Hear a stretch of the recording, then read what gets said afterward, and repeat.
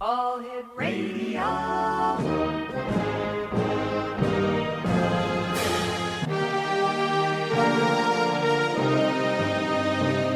Welcome to the X Zone, a place where fact is fiction and fiction is reality. Now, here's your host, Rob McConnell.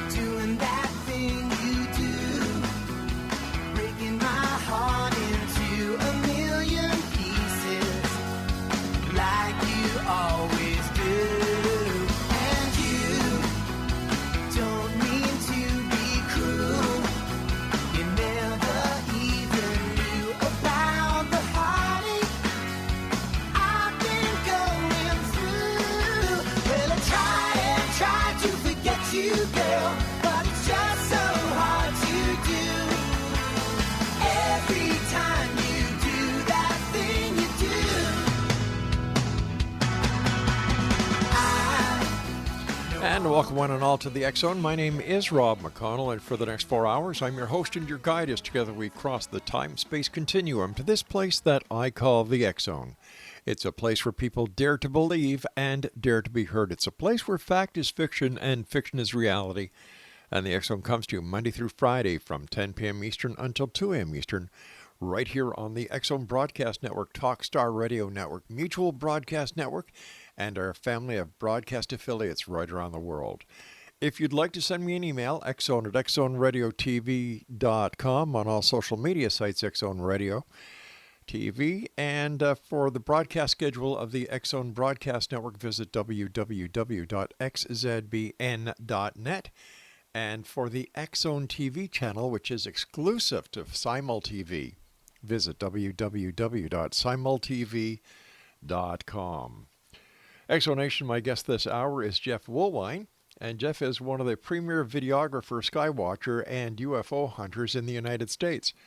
He was the first person to prove that the Hohokam Indians carved UFO sightings hundreds of years ago on the mountains around the Valley of Phoenix, Arizona.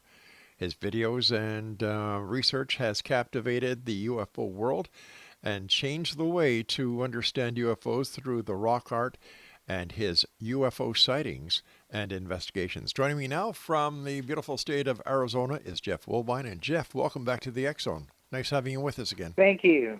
Thank you, Rob. I appreciate it. Hey, Jeff. Great being here today. Oh, it's great having you with us, buddy. Before we start talking about UFOs and the great work that you've done over the years, how has COVID and the pandemic affected UFO researchers to the best of your ability? I have noticed the decrease in UFOs over the last year or so, ever since this pandemic did take place, at least in my area anyway. It really cut down. But I did notice starting back in January of 2021, they started coming back. So did this have anything to do with the pandemic? I have no idea. That's a good question. Was it because there were less skywatchers out looking for these UFOs because of the pandemic? It's very possible. But as far as, the sightings here in Arizona, It did cut down quite a bit. So where has been the most recent hub of UFO sightings in the United States that you're aware of, Jeff? Well, there was one 5 days ago out here in Arizona. The lights are back. These Phoenix lights are back. Well, they are. They continue to show up. Oh, yeah. I mean, March 13th, 97, there were sightings prior to that. Only that night, March 13th, I got noticed. But, yeah, there's plenty of sightings that are going on in the Phoenix area. And we just had some about 3-4 days ago, right? And, so they're still here. Jeff, what got you interested and started in ufology? Oh, my God. I'm a native of Phoenix, Arizona. I was born and raised. And even as a kid, I was seeing these orbs in the sky. Playing catch football outside my front yard with my dad. There'd be an orb in the sky, or we'd see a light, over a park. Huh. And I'd go to school the next day, and I'd be telling my friends, I was in the 5th grade at the time, hey, did you see that light last night? And it just happened to be a Native American boy, and he's like, oh yeah, my grandfather says that they live in the mountains, and he points west towards the White Take Mountains in Phoenix, Arizona. And at the time, you're just like, oh wow, cool, that's pretty neat. And then you kind of blow it off. But when you're growing up as an adult and you're starting to do more research on these UFOs, you really do find out that mountains are the source. Jeff, in your opinion, what has been the most significant UFO sighting in recent history? Well, everyone talks about the famous case, March 13, 1997. We really have to look at the facts here, at the evidence of what we have today. These lights just appeared on the west side of South Mountain in Phoenix, Arizona. And even though a reported craft went over the Valley of the Sun, we just don't have any evidence of this.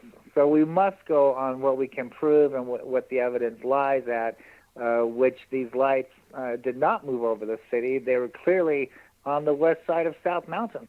And they continue to be there to this day. Really? That and also the east side, right. In 2004, I made the news and did many cable shows. I actually did the pilot for the UFO Hunter show in 2005, but it was in 2004 when I was watching these Phoenix lights on the east side of South Mountain in Phoenix, Arizona. So yeah, they're always here. And my research, I discovered what seasons, they follow the sun, they follow the seasons. This is how you can track these UFOs, these Phoenix lights. In your opinion, Jeff, what are the Phoenix lights? Oh my God, going into this, I'm thinking technology, I'm thinking nuts and bolts, I'm thinking spaceships and little green guys or gray guys, and actually studying what was going on here, and investigating the petroglyphs on the mountains around the Valley of the Sun, and seeing the lights firsthand on a nightly basis, and then moving towards South Mountain later in 2005, watching these things in the daytime. It was clearly that these things are not technology. They're not nuts and bolts. They're not spacecrafts at all. These things are alive. They're living creatures. They're living light orbs, if you will. They're living beings. This is what the petroglyphs describe out here on the mountains around Phoenix, Arizona. It's the whole comms UFO sightings, if you will. They didn't have video cameras back then. They had stone boulders, and yes, they're talking about these Phoenix lights. So these Phoenix lights and all the UFOs that are hanging around this valley is part of history. This is our history. This has been going on for over 1,000 years. 1997. I mean, that's ancient. That's nothing compared of what's has prior to go on. What the history talks about with the Phoenix lights, and continue to go on to this day. So now, Jeff, why are these daytime sightings of the Phoenix lights not being picked up and talked about by every media source out there? I think a lot of people just don't know that they're there. A lot of people aren't looking for them. Even the lights, when I was videotaping the lights in 2004, these things are stealthy. Okay, they know who's watching them, they know who's not watching them, and they just magically appear in the sky. They don't cast any shadows, they don't make any noise. I mean, unless you're really looking for them, you won't see them. You have to be looking for them. So anybody driving the car or doing their everyday shopping in their shopping center or things like that won't see them because they're not looking up. They're not noticing these things.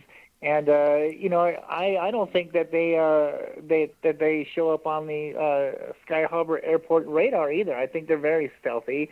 and they move very slowly. Really? They're very slowly when they move, right? Because I was filming these lights, and it doesn't look like they're moving, but later on when you speed up the film, yeah, they're moving. And where are they going? They're going to a major energy spot on the east side of South Mountain. There's a power plant that's bored down into the fault line. The fault line of South Mountain is the heart of what's going on here. These things are attracted to the energy that the fault lines create. And so in the summer of 2004, this power plant, this electrical power plant was activated, and it was attracting these Phoenix lights to this spot. And so these lights would appear, about a half a mile away from the power plant and move. They're moving so slowly. And once they got over that power plant, they disappeared. And then two more would appear in the sky. And then they would move slowly towards that power plant. So, yeah, it has everything to do with energy. What does the native folklore talk about these lights? Well, that's a good question, and looking into the history of Phoenix, Arizona, understanding what's really going on here, hiking South Mountain for many, many years and finding so many petroglyphs and so many things that, I'm sorry, the archaeologists today just is not talking about it. For a year, I'm thinking, why? I'm an amateur archaeologist, and I can spot something that's man-made, a mile away, and here I'm finding altars on South Mountain. I'm finding evidence of the Mayans being here in South Mountain. I'm finding tombs on South Mountain, but yet the archaeologist isn't talking about this stuff. I'm finding depictions of giants here in the mountains of the Valley of the Sun, but the archaeologist isn't talking about anything. So for a year, I'm trying to figure out what is going on here. I'm looking at all the evidence, in front of me. Mm-hmm. And so I ended up going to the downtown Phoenix Library to try to get some answers. And I went up on the fourth floor to the Arizona room, and this is where all the government files are, and the files from the history of Arizona and things like that is kept. And so I asked them, give me a file on South Mountain, just give me everything you have on South Mountain. Well, she comes out with a big folder, and lo and behold, I open up that folder, and lo and behold, what do I see? I see paperwork from the first park ranger of Phoenix, Arizona, back in the 1930s. His name was Charles Holbrook. And, oh, my God, he's talking about the Hohokam Indians. He's talking about how the Mayans were here along with the Hohokam Indians. He's talking about the gold that's buried on South Mountain. And he's talking about the spirits of the earth and sky, a.k.a. UFOs to us. Mm-hmm. He's talking about the true history of Phoenix, Arizona. And, he was park ranger from the early 30s to the late 40s up until his death. And the Native Americans, they told Charles, how, the Hohokams arrived here and how the Mayans were here. And even in his writings, in his journals, he talks about the sacrifice that went on for these spirits, a.k.a. the Phoenix lights of the earth and sky, and what happened to the Hohokams. Because the Hohokam is a Pima name. The Pima Indians consider themselves ancestors to the Hohokam, along with the To'odom tribe. And they say when the Hohokams first arrived here in the Valley of the Sun, they didn't know how to live here. So these beings came down from the sky. They came up out of the sand world, and they taught the Hohokams how to survive and how to live. And in return, they performed sacrifice to their, a.k.a. gods, if you will, to these Phoenix lights, to these things that we see in the skies today.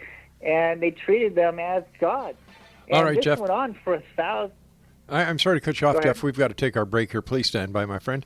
Exonation, Jeff Woolwine is our special guest this hour. Check him out on Facebook at Jeff Woolwine, Petroglyphs in the Sky. This is the X Zone. I am Rob McConnell, and this is a place where people dare to believe, dare to be heard, Monday through Friday from 10 p.m. Eastern until 2 a.m. Eastern, right here on the X Zone Broadcast Network, Talkstar Radio Network, Mutual Broadcast Network. And for the X Zone TV channel, visit us exclusively on simultv.com. We'll be back after this break. Don't go away.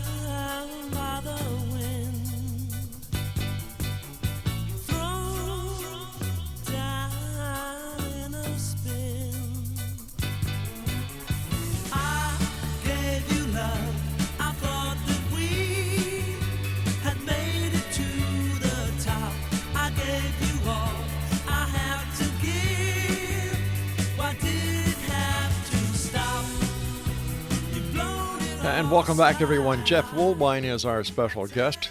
Your Facebook page is just petroglyphs in the sky, Jeff?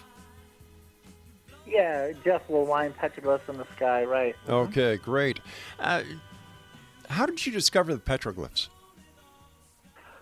Oh my gosh. So, in 2004, that's when I really started my investigations. And so there just so happened to be, I saw a news broadcast of some lights on the west side of Phoenix again in 2004. So I knew the lights were back. And there was a guy named Tom King who has been filming the lights in Mesa on the east side of Phoenix, Arizona. And so I knew the lights were back. And so now was the time to go out there and hunt them down. And it just so happens that I saw a public access channel here, and a Native American medicine man who works at the Pueblo Indian Art Museum in downtown Phoenix was doing a tour up on South Mountain talking about the petroglyphs. And the thing that really hit home with me on his tour, I was watching his tour on TV, and one of the guys that was there says, "Hey, this stick figure man looks like he's looking up at something above his head." And Dave Morris, that's the Native American tour guide, Dave Morris turned around and said, "Yes." He goes, "That is some of the interpretations out here, is that our ancestors saw and recorded things to remember on the rocks out here." And oh my God, it was like the 4th of July. A light bulb went on in my head. I'm like, wait a minute. We have strange lights in the sky. Now we have strange markings out here on the mountains out here. There has to be a connection. And so in 2005, after I was filming the lights on the east side, and then the end result on the news, because I made several news interviews at that time, and they're telling us we're seeing flares, and I'm like, man, you're crazy. These things are in the valley. They're not 150 miles away in Tucson. These things are here. They're not flares, and that's the cover up here. Is everyone's seeing flares when the Phoenix lights are back, and that's just impossible. And so, in my studies, I knew my investigations throughout the years prior to this, I'm studying up on UFOs, and the only thing that was really making sense, that these things like mountains. So these lights on the east side of Mesa, on the east side of South Mountain, was by the mountain. So let's move to the mountain, right? See if we can get some day shots, right? And so I did in 2005. And so I'm climbing the mountains out there, and I'm seeing the petroglyphs. And then, I remember Dave, and I contacted Dave, and I said, hey, you know what? I saw you on Channel 8 a few months ago. And I go, you're talking about the petroglyphs. I'm kind of doing a documentary on the petroglyphs. Could you go up there and teach me, what these petroglyphs mean? And he was obliged to do it. And we met up there on South Mountain. We spent about 3 hours up on the mountain, and he taught me the true meanings of the petroglyphs. Now, when he was talking about these spirals, he was telling me that these spirals are doorways for the spirits, and he was telling me that the spirals normally end down on a crack of the boulder there, and he was explaining that crack is the doorway to the underworld. And at that time, I'm still kind of thinking spaceships, technology, and I'm like, dude, I didn't tell him what I was doing, but I was thinking to myself, how can a spaceship or a craft, get into a crack of the boulder right there, And he was telling me that the spirals go when they're going clockwise, it's a doorway in, and when they're going counterclockwise, it's a doorway out. And if the spirals end up, then there's a vortex in the sky. And that was making total sense to me, because I witnessed, the months before, I witnessed these lights just, seem to be coming through a vortex door. They're just magically appearing in the sky that way. There has to be a vortex door there. So it was all making sense. And, he taught me about the giants, how the giants were there. And then he was talking about the lizard people who came up out of the sand world and all these crazy things. And, it really didn't start to dawn on me until I actually started watching what was going on. I mean, I moved to South Mountain. I lived there for about 3.5 years on the east side of South Mountain. And I watched these things come and fall out of the sky, and like these black orbs and these red orbs and just crazy things coming out of the sky and actually ascending down on the mountain there. I'm videotaping these things. I'm watching them come out of the sky and seem to land out on the mountain. And I go out there, and what do I find? I go to the exact same spot where this thing went down at, and I'm looking for a crop circle. I'm looking for some kind of evidence, that there was a spaceship that landed out there. But no, what do I find? I see a big boulder with spirals carved on it, and a stick figure man looking up at the exact same thing that I filmed the day before. And these things not only are landed on South Mountain, but they're also leaving South Mountain also. They're coming and going from the mountain there. So it really started to dawn on me after I'm watching these things constantly on a daily basis, and they know I'm watching them, because they want me to see them. This is the interpretation I'm getting, because they're coming right up, to my window. I'm on a second-story apartment window overlooking the mountain there. I'm about a mile away, and these things are leaving the mountain, and they're coming right over my apartment, right over my kitchen window there, where I'm filming these things at. So, yeah, they know who's watching them. They know I'm there to watch them, and they're putting on a spectacular show for me. And I'm filming these things. Oh, my God, I have so many UFO sightings. It's just unbelievable. And, the more and more I watch these things, they're shape-shifting. They're changing shapes. They're changing colors. And I'm learning to look, wait a minute, this is not technology. These things are alive. This is some kind of creature here, And I would go back to the doorway, and, he's telling me that they're going down into the underworld. Well, more studies on South Mountain, on how the mountain was created. It was made by a volcano, and then the fault line under the volcano, and it's the energy, So to the Native Americans, they're going down into the underworld. But on a scientific level, when we look at scientifically, they're going down into the fault line there to absorb the energy. And, I'm like, wait a minute, this is a major discovery. Not only did I prove, that, because I'm matching these UFO sightings. I got crooked snakes in the sky. Now I have crooked snake petroglyphs, rock carvings on the mountains out there, This is the reason why I call my research petroglyphs in the sky. Is it spaceships in the sky? Is it crafts in the sky? No, it's petroglyphs in the sky, because that's what we're seeing in the skies. We see these things in the skies today, and then we can go out on the mountains and we can look at the prehistoric photographs of what the holocom saw, exactly what we're seeing in the skies today. And it was just incredible. It was a major discovery. I don't think anybody has ever proved that the Native Americans were seeing UFOs at that time. It's always been a theory. We think the Native Americans, were seeing UFOs and carved them on the rocks. But nobody actually took the time to stake out this mountain for many, many years, as I have done, and actually, prove this. And yes, we are talking about what the Mayans call Quetzalcoatl. I have seen this flying serpent many times over the South Mountain. There's tons of petroglyphs depicting the flying snakes, the flying serpents, and other creatures, if you will. I mean, it's talking about the Phoenix Lights. In my book, I show the front cover of my book. I show the 1997 Phoenix Lights spread that was carved over 1,000 years ago. I mean, the holocoms, they saw the exact same things that we're seeing in the skies today. And, it's just an amazing discovery. And, once that happened, once I proved this, I took all this stuff to the news, as soon as I proved all this, and they just ate it up. It's a new theory on the Phoenix Lights. No one has ever, matched the UFOs in the skies of Phoenix to the rock art around the Valley of the Sun before. This is major news. And so, I ended up doing a few cable shows. I did the pilot for the UFO Hunter show, and then later in 2007, I did the show on the History Channel.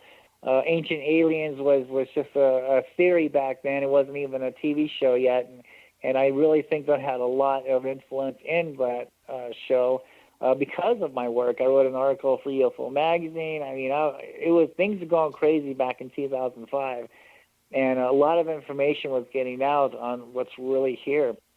And I'm telling some of these people, look, sure, crafts are possible. Why not? I'm not saying that they don't exist. I mean, the scientists have found 7 Earth-like planets, and what's to say there's some kind of intelligent life form there who has made a spaceship and who has visited Earth before. Sure, why not? I get it. I just don't see any evidence of this. I don't see any proof of this. What I do see evidence and what we can verify is what's carved on the rocks out here. Not only carved on the rocks, but also some of these old scrolls, as far as the Anunnaki and the Mayans and things like that. When they talk about their sightings in the sky, they talk about these sky spirits, the Quetzalcoatl, the flying serpent. They talk about these other strange things in the skies. And then we can go out. It's neat because we can read the biblical text on some of these things, and then we can go out there and see the photographs, the prehistoric photographs of the exact same thing that was written on the text. So yeah, this is what makes this whole information credible, because we're seeing it in the skies today. We're seeing the flying snakes, we're seeing the orbs, and now we're seeing the carvings on the rocks out here, the prehistoric photographs of what the Indians saw. Have you been in touch with Jose Escamilla and talked to him about his Roswell rods? I know who he is. Yeah. And believe it or not, there are rods carved out here on South Mountain. Really? Yeah.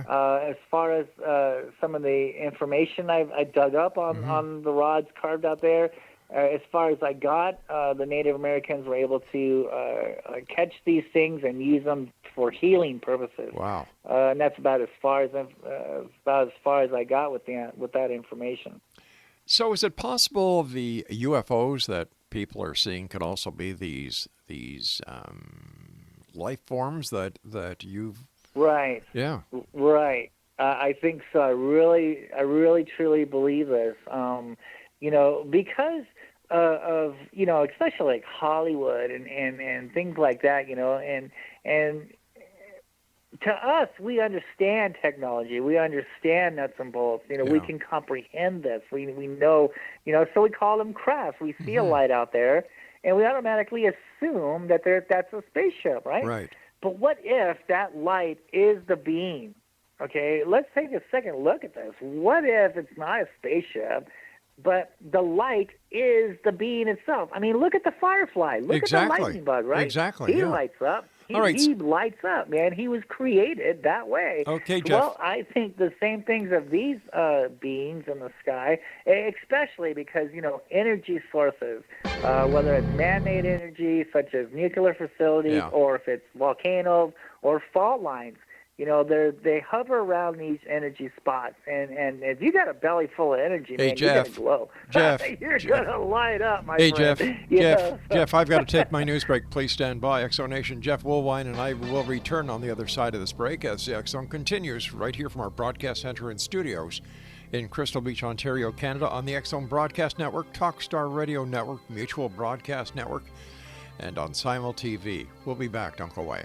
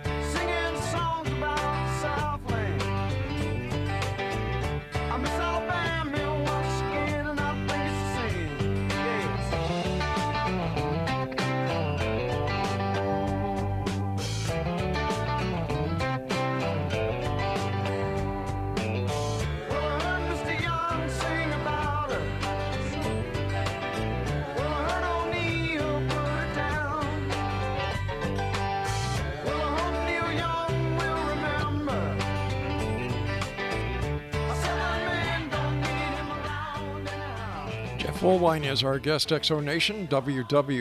Just check him out on Facebook. That's the best place to find out more about Jeff. And on Facebook, Jeff Woolwine, Petroglyphs in the Sky. What do other UFO researchers say about the findings that you've come up with when it comes to the Phoenix Lights? You know, when I was doing the History Channel, when I was doing the UFO Hunter show, I took them out there on the White Tank Mountains. I felt, I mean, it's the same story, same Hohokam Indians, same, petroglyphs. The White Tank Mountains on the west side of the valley. Just better scenery, I thought, for television, and there's a lot more petroglyphs there, so it was really great to have a TV show filmed out there. And as we're walking, because I'm telling them, I even found, you can find this on my website. My website you can find on my YouTube page on the comments below of my videos, my YouTube videos. The Phoenix Lights, Petroglyphs from the Sky is my new YouTube channel. I can't get into my other YouTube channel, so just don't even worry about that. It's a new one, Petroglyphs from the Phoenix Lights, Petroglyphs from the Sky. So you can find my website there. And Charles Holberg, back to the Holberg, the first park ranger. I mean, he wrote a whole stories on what the Indians told him, about how the mines were here and the gold was here and what happened to the Hohokam Indians, because the Hohokam is a Pima name for the people who are gone, the people who are missing, because we don't know what happened to these people. The archaeologist wants us to believe, well, they simply disappeared because of drought. They migrated somewhere else. Well, if that's the case, where did they go? There's no evidence on where these Hohokam people went. They were masters of the land here for 1,000 years, and then all of a sudden they simply vanished. And so I got all this story coming from the Phoenix Library, from Charles Holberg, and and he's talking about the spirits, dude. He's talking about spirits of the earth and sky. And I'm like, wait a minute, these things, Holberg knew about these lights. Holberg knew about the sky spirits, and all these other crazy things, and so I'm trying to, include this in with the TV show. I'm like, look, this is all verified. This is not hearsay. This is not just my opinion. I'm not just making this up, man. I took this out of the library. This is coming from, the horse's mouth, so to speak. This is what the first park ranger is saying about these petroglyphs. And it's saying, are they talking about spaceships, crafts? No, they're not talking about that at all. They're talking about light beings. They're talking about entities. Some people would call them angels. Some people would call them fallen angels. Some people would call them the Nephilim. I mean, there's a lot of other names for what we're seeing in the skies today. And I'm like, look, we gotta do something here. This is what's going on in the valley. And because it was all a new theory, because it was all relatively new, and and it was just my opinion at that time. They're like, dude, you can't go saying that. You can't say light beam. You're going to refer to these things. You got to say spaceships. You got to say crafts, because that's what the people can, relate to. He goes, you're filming some bizarre stuff, and the public is not ready for this yet. It really upset me, because this was in 2007. And, from 2005 to 2007, I've gathered more proof, more evidence on my claims here. So it really struck a nerve with me, and even on the show, they say, well, at this time it's just Jeff's personal theory, but oh my God, over the years, since 2007, people are contacting me. Look, I filmed a flying serpent here in New York, or I filmed the exact same, looking thing that you filmed over here in Wisconsin. I'm getting emails, to this day. Oh my God, I saw your show and now I'm seeing the exact same thing, in the skies here, So, and now these sky watchers, back then they were making fun of me, they're saying, oh, he's filming balloons, he's filming flares. I stuck to my guns, because I knew I was right. I crossed my T's, I dotted my I. I went up on South Mountain for many, many years.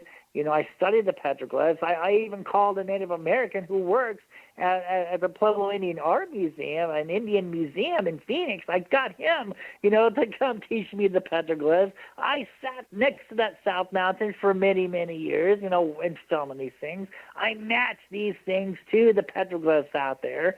I actually followed these lights all over the place, from places where I was living at. I found the hot spots. Oh, my God, so my information is just so credible. I was just like, dude, I was just so disappointed when they're saying, well, you just got to, the people aren't ready for this. And I'm thinking to myself, well, the people better get ready for it because it's here.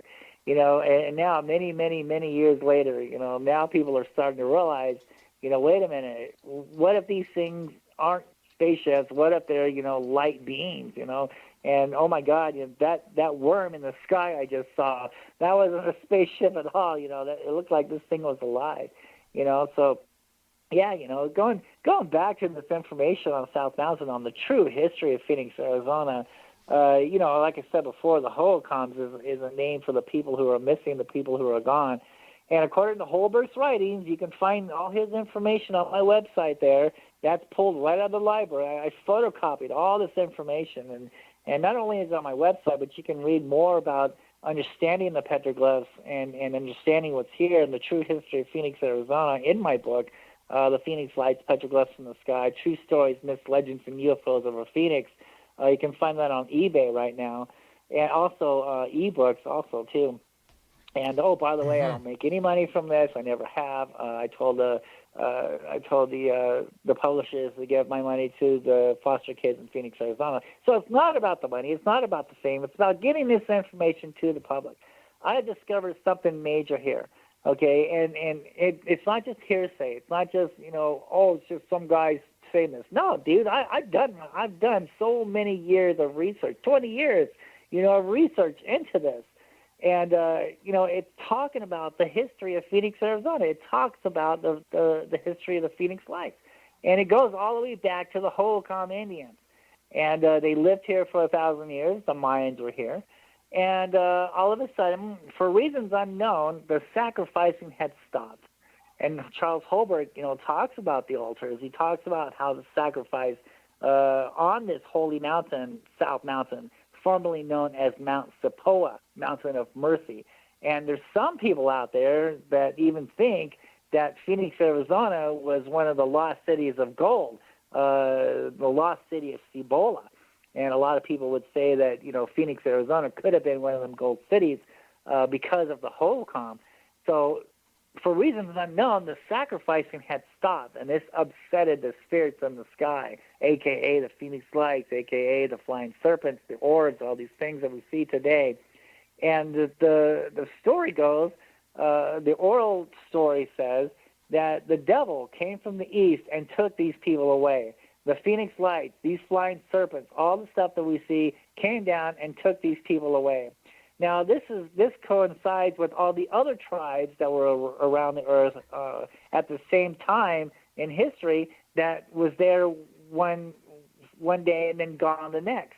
All right, the Holocaust disappeared without a trace, and then the other Native Americans on the other side of the world, they disappeared without a trace. I mean, so this story, is continuous. It's not just the Holocaust that disappeared. There's many other tribes around the world that disappeared at the same time.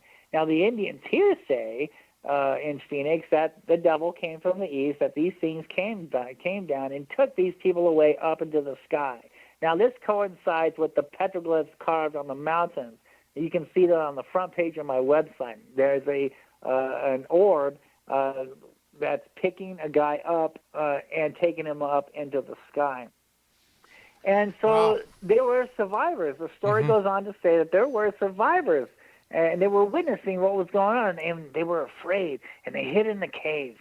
And after it was all over with, they knew that if they were going to continue to live in the Valley of the Sun, if they're going to continue to live on this land, that eventually they would have to go back to war with these spirits of the earth and sky, a.k.a. Phoenix Lights, a.k.a. orbs, all these things that we see in the skies today. The Holocaust, they knew, dude. So they cursed this land and vowed never to come back to this land again. So the story goes on to say that they buried their gold.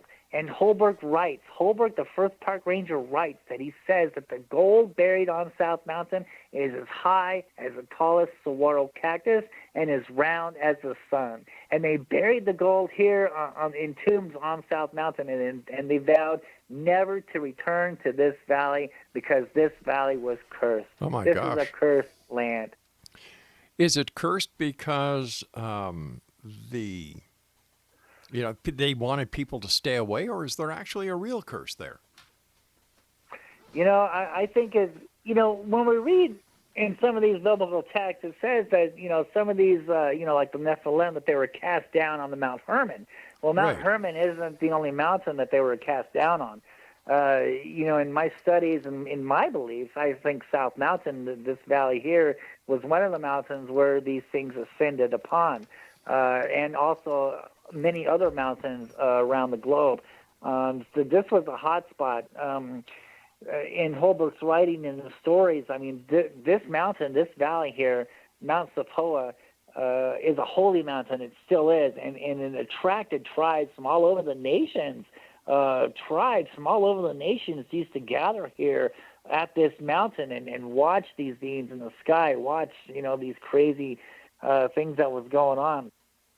And so I lost my concentration. I lost your question, so my bad. No, I was just asking if the Oh yeah, the curse. the curses were real. Yeah, they knew because they knew, because everything was fine for 1,000 years. The man's blood poured down the rock. The sacrificing was going on. The sun was changing. There's evidence. Phoenix, Arizona wasn't a desert. I mean, when the Holocaust were here, it was a tropical-like landscape. All right, there's evidence of waterfalls on the mountains. I mean, there's evidence of dried up water streams and things like that. So it wasn't always a desert the way it is now. And when the Holocaust were there, and for some reason, for reasons unknown, when the sacrificing stopped, that's when things started to dry up. That's when everything went dead. And the Native Americans are like, dude, why did you stop the sacrifice? The gods are angry with us. Look, we have no water now. Things are drying up. And then one day the gods came down from the skies and they took many of the tribes away up into the sky. And then the people who survived, they cursed the land. They're like, oh my God. We were wrong. We need to be afraid of these Phoenix lights. We need to be afraid of these things. And this is the reason why the government is not talking about what's here. Because if these things were really here to help us, oh my God, you would think, dude, hey, they're here to help us. That's right. But no, it's because of their history. When you look at the history here and look at the past is not a very good thing. All right, stand by. Jeff, we've got to take our final break here, so please stand by. Exonation, Jeff Woolwine is our guest, and we'll be back on the other side of this break as we wrap up this hour here in the X Zone from our broadcast center and studios in Crystal Beach, Ontario, Canada. Now, if you'd like to find out more about Jeff, visit his Facebook page, Jeff Woolwine, Petroglyphs in the Sky. This is the X Zone. I am Rob McConnell. We'll both be back on the other side of this short break. Don't go away.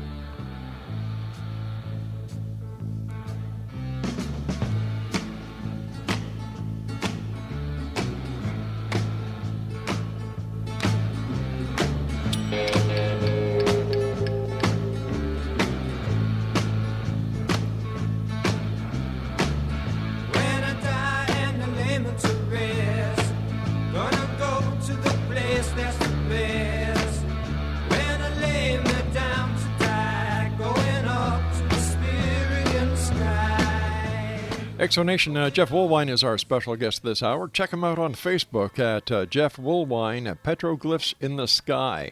Jeff, in your opinion, is there any connection between the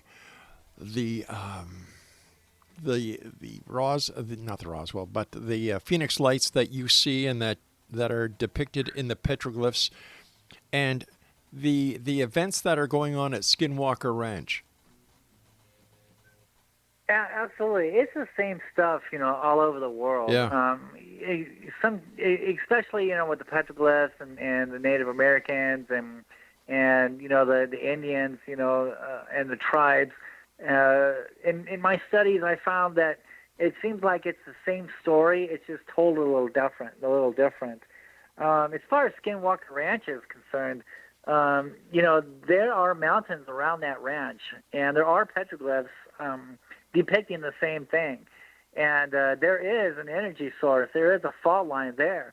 As a matter of fact, Skinwalker Ranch, the episode, it was season 1, episode 4, I believe. I've always said, look, they're here for the energy. I discovered this in 2005. I've been saying this ever since 2005. Look, these things are here for the energy. And Skinwalker Ranch did a little test. They put a sensor in this rocket, this bottle rocket, and they shot it up into the sky to see if there was any energy in the sky. Well, at that time, there was a light orb in the sky. And the rocket registered that, yes, there was energy there. Unfortunately, they still didn't get it. They were calling this thing a craft, and they're saying, well, maybe the craft was giving off energy. No, that is not what's going on here. That thing is there for the energy. It's not giving off energy. It's there to absorb the energy, and it's not a spaceship. It's not a craft. It's a light beam, and it's there to absorb the energy. Now, when we see these things going across the sky, they're on a mission. They're coming out of one energy source, one mountain, and they're going into another mountain. They're going to another energy spot, and so when they're sitting up there in the sky like that, they're sucking up the energy. They're absorbing the energy. So, yeah, Skinwalker Ranch just proved one of my theories that I discovered back in 2005, and they just now decided to test it. And lo and behold, thank God that there was a UFO up there. But, like I said, they didn't get it. They thought that this craft was eliminating the energy, and that just wasn't it. That's not the case at all. Jeff, I remember in the early days of ufology, UFOs, or what people believed were UFOs, were most frequently seen around power grids. Mm-hmm. Would this tie into what we're talking about this hour? Absolutely. They have everything to do with the energy. They have everything to do with the sun. It has everything to do with the sun. This is the reason why these Native Americans and these natives or these Indians all over the world is following the sun, or sky watchers. It's interesting too because we have these boulders stacked up here, oriented towards the east, and we have these petroglyph spirals. And during the equinox and the solstice, it casts these shadows through these spirals. And, the archaeologist just wants us to believe, well, it's the changing of the seasons. It's time to plant corn. That has nothing to do with planting corn. The sun going up between Stonehenge there, that's not planting corn, okay? It has everything to do with when these sky beams will be here and when they're going to be gone. So when the sun gets in the right position of these fault lines, of these energy sources, it attracts these light beams, it attracts these creatures to this energy source. And so after the equinox, they're gone. Where did they go? They're following the sun. So the sun is like positioned, let's say, over there in Florida, let's say, so the equinox in Florida, they're starting to see lots of UFOs, and then after the equinox, they're gone, right? And now they're over here in Arizona, or they're over here, in Paris. They're on the other side of the world, right? Because they're following the sun, they're following the seasons, they're following that energy pattern. And this is the reason why, we see lots of UFOs in some months, and then other months we don't. Is because it's the changing of the seasons, it's the changing of the sun and formation in the sky, and it's all about the energy. It has everything to do with the energy that these fault lines generate. It's almost as if these lights are migrating like the birds do. Right, absolutely. That's a great point. Yeah. That's exactly what they're doing. They're following the seasons. They're following the sun. They're following the energy pattern. So what's next for you, Jeff? What are you up to now, and how are you going to further your research into the petroglyphs, the lights, and into dispelling and letting the world know what the Phoenix lights really are? Doing great shows like yours and doing other TV appearances and things like that, and just really trying to get the information out there. I have the book out right now, and it's not really a UFO book. It talks about the lost history of Phoenix, Arizona, and some people will get it, some people won't until like many years later. And it talks about the Phoenix lights and these sky beams and the rock art and things like that. So yeah, it's just about getting the information out. It's not about getting on TV or being famous or making money. That's not what my research is about. It's about getting this information to the public. Look, this is what I discovered. This is credible evidence here. It's 20 years in the making on what's going on here in Phoenix, Arizona, as far as the Phoenix lights. I've been out on the field. I hiked the mountains for many years. I understood the petroglyphs. I brought down a Native American to teach me the petroglyph. I went to the Phoenix Library and I dug up the history of Phoenix, Arizona, and they talk about the Phoenix lights. So this is all credible evidence. It's not hearsay. It's not, I want you to believe this, buy my book and buy my movie tickets. No, man, it has nothing to do with that. It's about bringing this information to the public and taking a look at what's going on here in Phoenix, Arizona. And if you can't get to the mountain on your own, then I bring the mountain to you through my book. How do you deal with skepticism? Like, I'm sure you come across people who are very skeptical of your research and the very methodical way that you have presented your case over the years. How do you deal with these people who would rather believe in little green men from the Pleiades instead of another life being or another life that we are coexisting with and who have been here long before us? It used to bother me. It used to bother me, but now I understand because of my research. I have so much evidence backing me up. I have so much. I've done so much homework on this. Like I said, I spent many years hiking South Mountain, understanding the petroglyphs, and so go look at the evidence here. Look at the facts. I have Charles Holbrook, the first park ranger, 1930s. He's talking about the holocauns. He's talking about the gold on the mountains there. And he's talking about the spirits of the earth and sky. And he's talking about how these people were taken away by the spirits of the earth and the sky.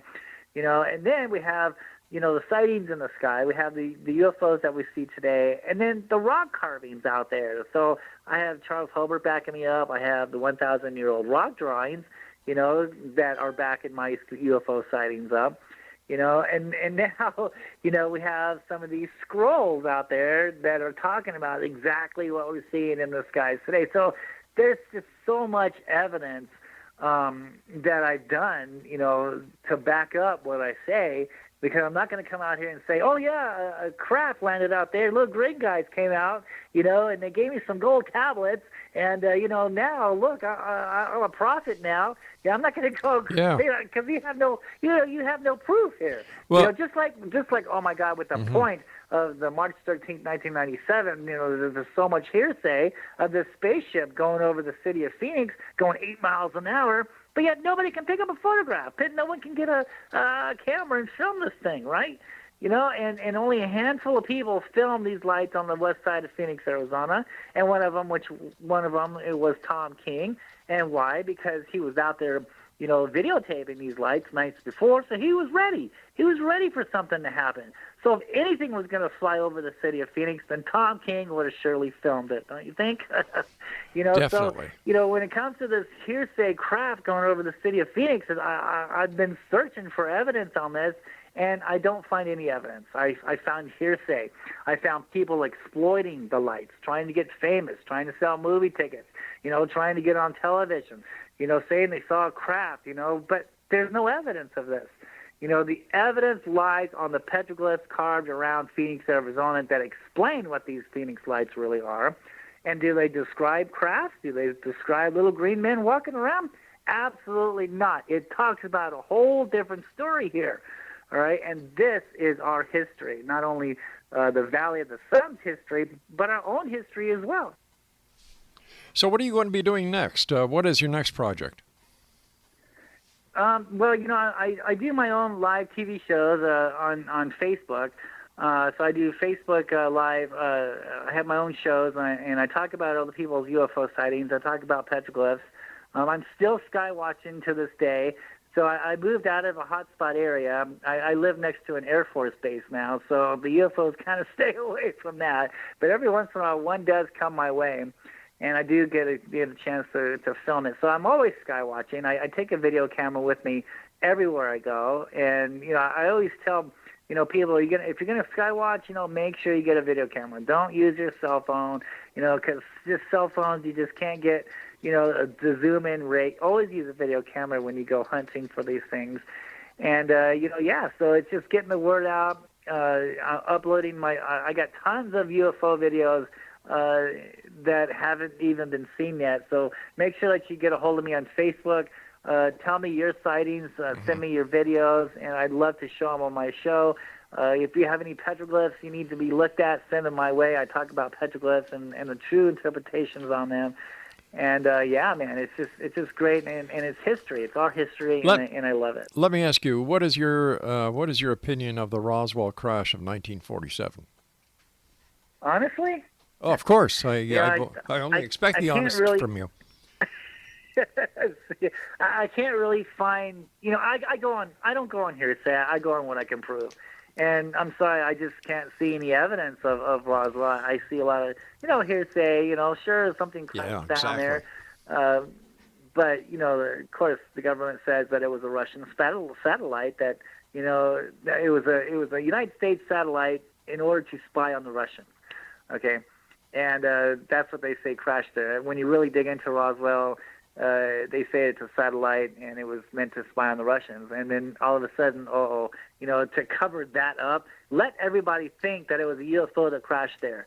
To cover up what really happened, it was a satellite crash, and it was meant to spy on the Russians. That's why, when I think when all these people, all the government agencies are supposed to come out now and say that, UFOs are real and spaceships are real, I think that's a cover-up. I think, they're going to say crafts are real, but I think it's a cover-up to what's really here. Because everybody sees them, even these military jets are filming these entities in the sky, and they're still calling them spaceships, but we don't have any evidence of the spaceships. The evidence is pointing in another direction. And I think to get people off of what's really here, to keep people in check, they say, okay, we're going to say that there's something here, but we're going to mislead you and say spaceships are here. When in fact, it's actually another living being that has always been here on Earth. Hey, a lot of people think that they come from a different planet, but actually this is their home also. They live here. All right, Jeff, listen, you and I got to say so long for tonight, and Exo Nation, if you'd like to find out more about our guest this hour, Jeff Woolwine, visit him on Facebook at Jeff Woolwine, Petroglyphs in the Sky. We'll be back on the other side of this break as the X Zone continues right here from our broadcast center and studios in Crystal Beach, Ontario, Canada. I'm Rob McConnell. Don't go away.